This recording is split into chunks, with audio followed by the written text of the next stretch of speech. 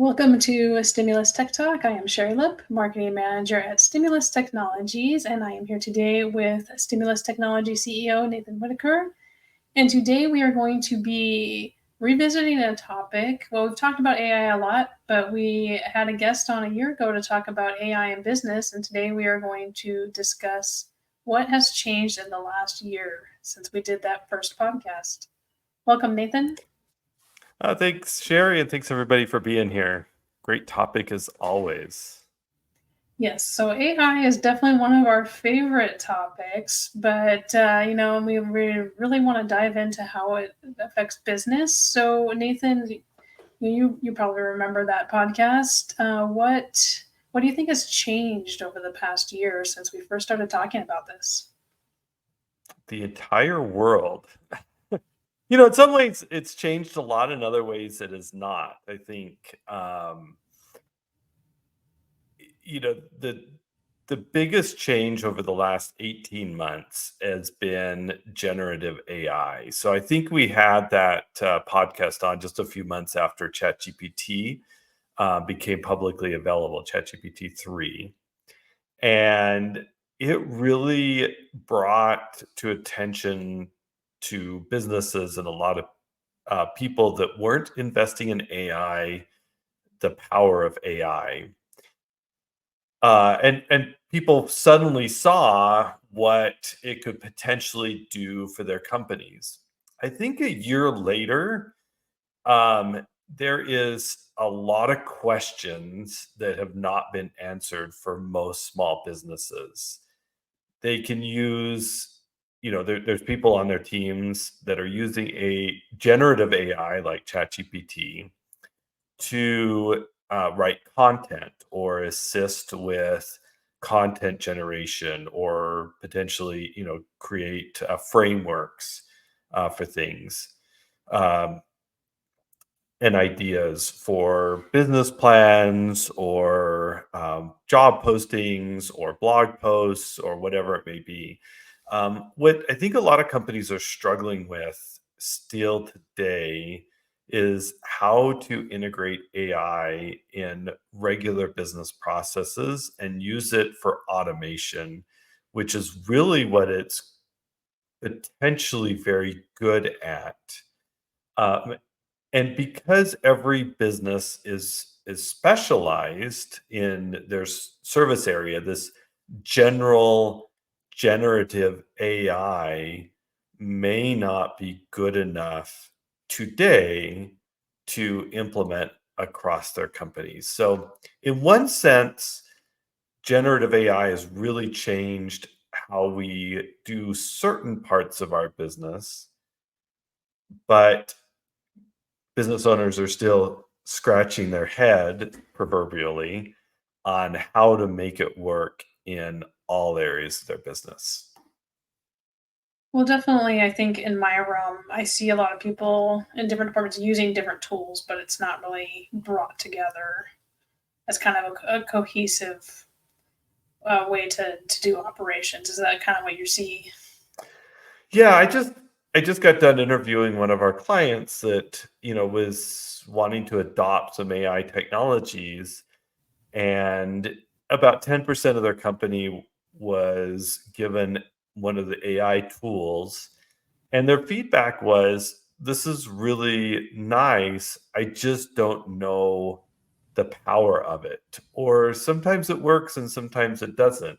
Or how do I use this to automate business functions that are repetitive? And I think these are still problems that companies were wanting AI to solve 10, 20 years ago. And large enterprises were implementing some of these solutions. For example, fraud detection from big banks, detecting credit card fraud and some of these, this fraud detection.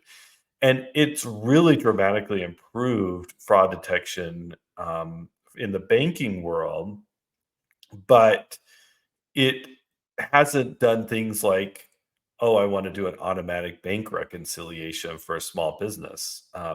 It certainly is much more difficult to do that, because it isn't, you don't have a huge data set, and it's hard to automate something small like that. And so what we're seeing, I think, is certain vendors, big vendors, that are incorporating AI into their software, that is making its way down to small to mid-sized businesses. But we aren't seeing SMBs be able to, like you were just saying it in your comment, implement an AI technology that is making an impact across the entire organization, because it's still expensive and it requires a lot of talent to do that. And do you see that there's a lot of tools? Are there AI packages for businesses to use?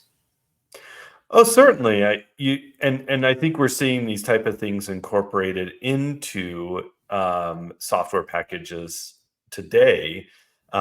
There's a very popular accounts receivable system that you can import bills into and pay them, and it has an AI detection algorithm that's built in that can detect, the bill, who's it for, what accounts it needs to go to, the dates, the amounts, things like that. And it reduces an AR process by maybe 60-70% by not having to, pull all that data manually from this PDF bill or this electronic bill that's received.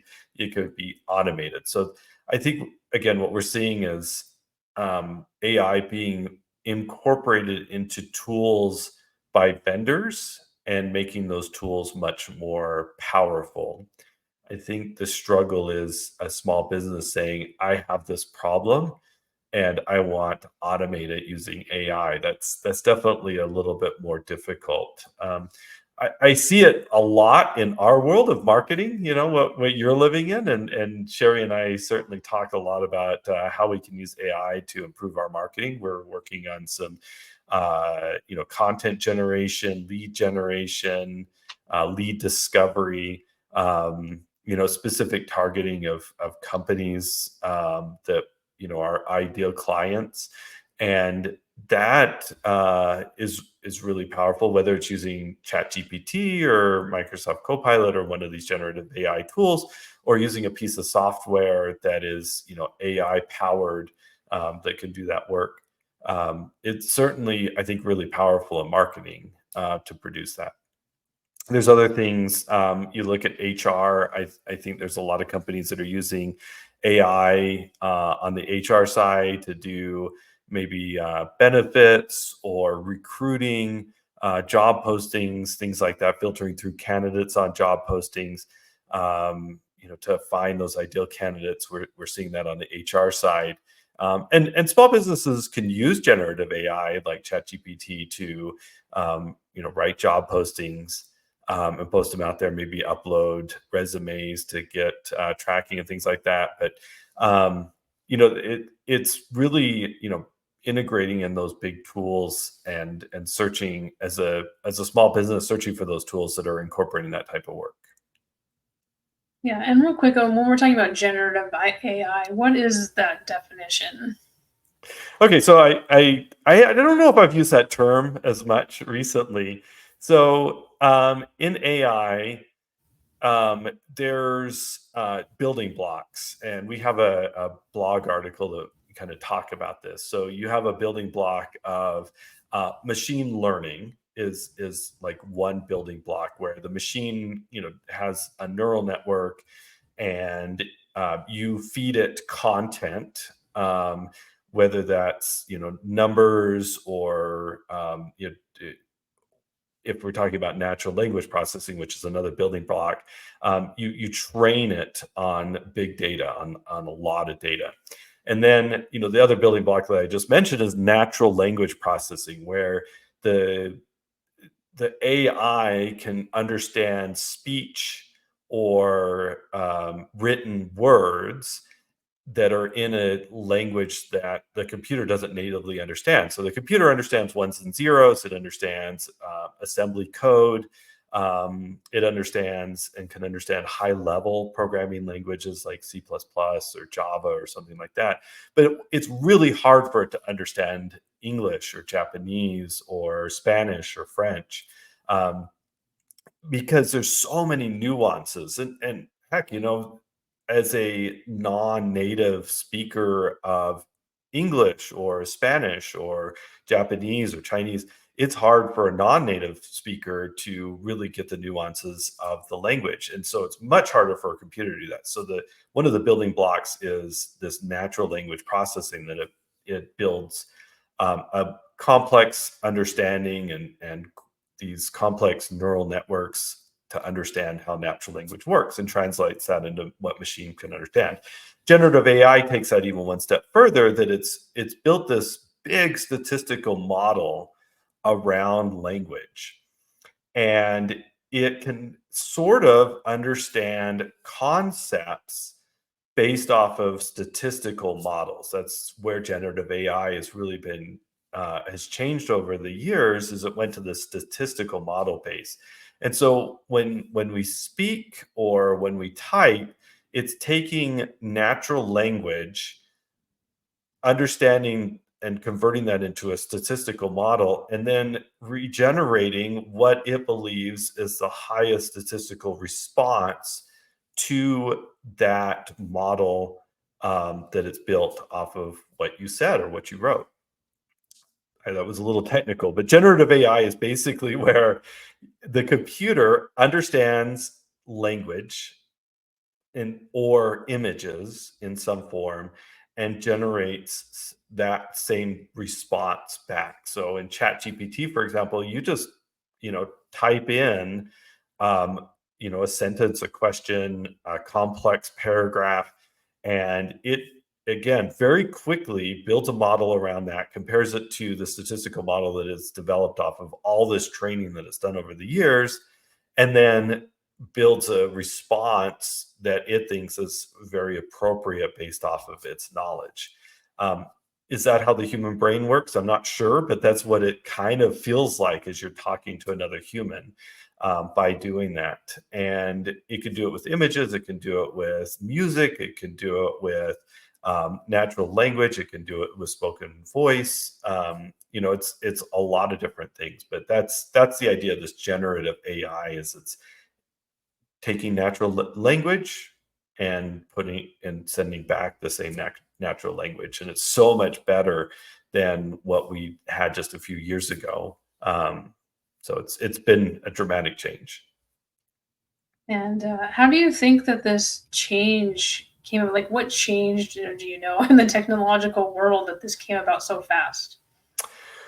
Well, there's a few things, and it's and as with everything, there's building blocks and there's a lot of foundational stuff, and then suddenly something pops out that seems revolutionary, but it's more it's more just a change that's happened over time. So some things that had to happen over time. One, there was a big shift a few years ago in how to program natural language models, and there's some really smart people that figured out a way to build this neural network and build these vectors and this way to model natural language. So that's been foundationally being built over the last, honestly, 70 years. It started in the 1950s, so it's been going on for a long time.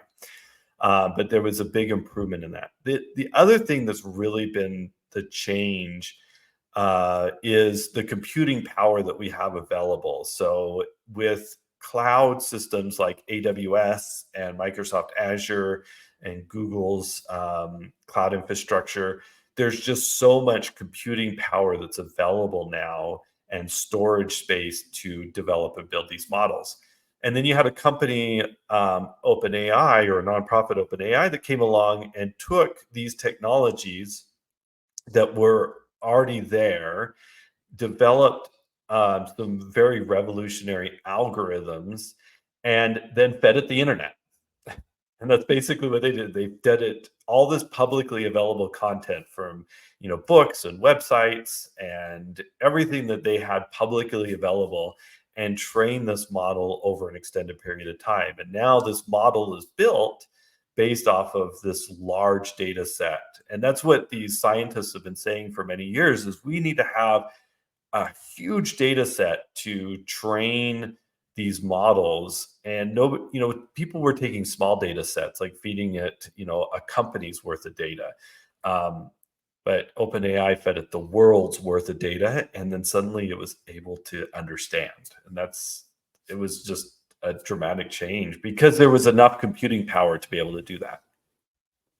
Right. And I guess that's my next thing was going to be about what do businesses need to be aware of about an open AI system, because I know people have gotten in trouble by just feeding it their information. Yeah, so that is one of the big questions and problems about OpenAI is one, this was a big one in the first model that came out of both, Google's and OpenAI's and Microsoft's first iterations, is there was a significant amount of bias that was built into it, because you fed it everything, right? You trained it on everybody's opinions that's available in the news, and people's literary writings and all this data. And so you could trigger the AI to go off the rails, and so bias is certainly one of the big problems. The other thing is if you're in an open platform like the free chat GPT model, um, anything you feed into it could potentially be used to train future models. And so that's what we saw last year, as people were uploading to the free model their company balance sheets and profit and loss statements or confidential contracts and things like that, and suddenly it's giving responses to another company based off of information that was fed by a different company, and that's pretty dangerous. And so for most paid models today, they have license agreements that say that they won't train off of the data that you give it.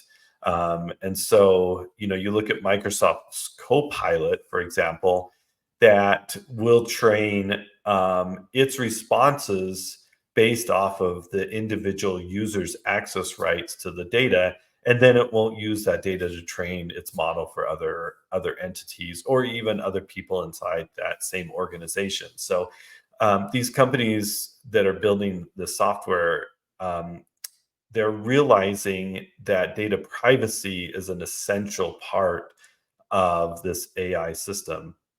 And it's kind of like, you know, c- creating a non-disclosure agreement with your employees of saying, if I give you this confidential information, you're not to share it in the open forum or with other companies, or even, inside the company for people that, shouldn't have that information. And so it's giving, telling the AI worker um, that there's, non-disclosure clauses for the data that you're feeding it.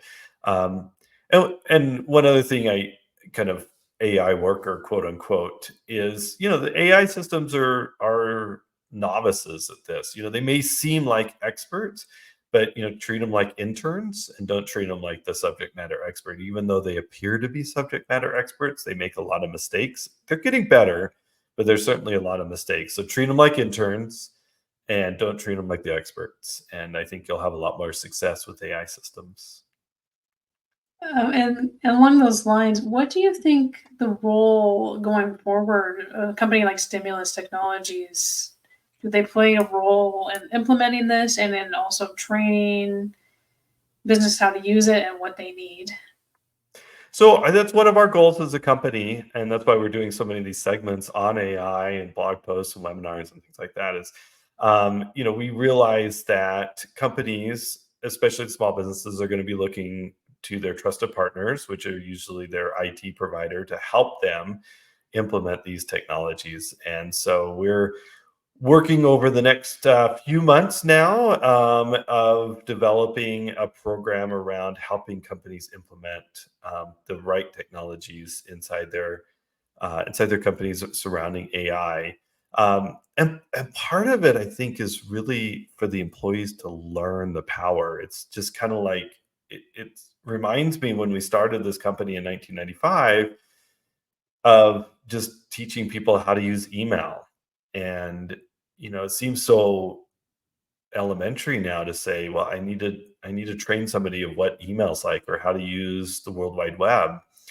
Um, but that's where we're at today with AI is it's retraining our mind on a really new technology. So a lot of this is going to be, offering training programs, consulting services, and helping companies understand where to implement AI and where not to implement AI inside their companies, and really understanding where the value that they can get from any new technology, whether it's AI or a new automation system or a new ERP or a new, X software system.